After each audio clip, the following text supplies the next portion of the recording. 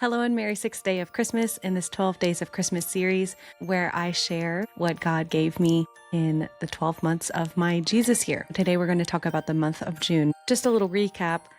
There was a lot going on in the year, from the fires to my health issues to the Pasadena Eucharistic Revival. And at this point in the year, I was really suffering internally, I guess mentally and emotionally. Just the brain fog was continuing. And I was also starting to feel really sad and even resentful for some elements of the fire relief.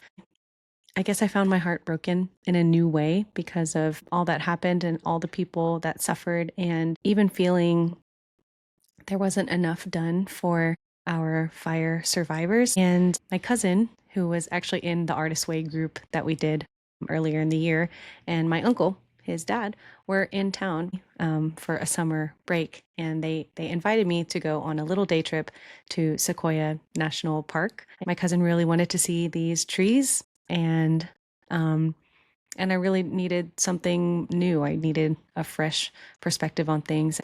I think too, because I don't have family out here in LA at least, it was nice to have family in town and spending time with family. I'm in such a bleak part of my interior life. So we went to the national park. We didn't know how far it would be. It was, maybe a day trip was a little short for this trip, because it was like maybe a 3-hour drive. And then once you get to the entrance of the park, like even getting to the sequoia trees, or even an hour further than that. But they had a little museum about the sequoias. I was reading the exhibits, and something that stuck out to me was about the reproduction of these giant trees, these trees that are the largest trees on Earth.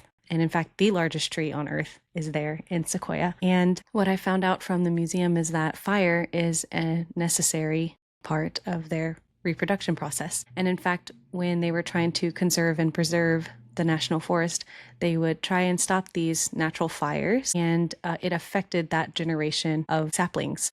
And they didn't grow as tall, and they didn't flourish as well. And so they found that fire and ash opened up the seedlings in a way that helped them grow to be what they are, which is giant trees. And their life cycle is so long, like 2,000 years long. So the trees that we see are only like second generation trees or something, which is crazy to think that it's just like parent and child trees in this place, especially given how humongous they are. So they grow in such a way that they need fire. For me, at that time when I was growing resentful, I guess, of my health issues, at suffering, my own suffering, my community suffering, and I guess I was disappointed that more didn't happen. And I was disappointed at some public response to what was accomplished, I guess. And when I found out about these sequoias, these things in nature, it was like I could identify with the sequoia.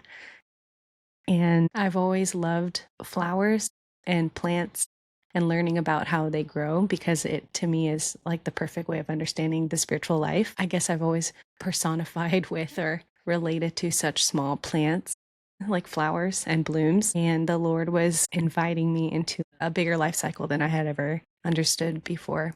And because the Lord is like outside of time, and what we're chasing as Christians is eternity, like 2,000 years is nothing to eternity. It just gave a perspective that, like, even what you suffer, as painful as it is, and for me, the most physically painful time in my life ever, it was like the Lord was just inviting me to grow into a giant spiritually, and that fire was a necessary part. I've always loved like littleness. I think going to Sequoia National Park made me desire even greater greatness, like being magnanimous or being like among the largest trees on Earth. And that was an unexpected gift. As someone who's not, in my mind, I imagined littleness with an open heart posture and like femininity. And I guess trees, or like Teresa of Avila, was like, there's this greatness about saints like her. And even Saint Therese called herself Little Therese, and Teresa Avila, Big Therese. And I've kind of, in my mind, used like the imagery of like trees growing tall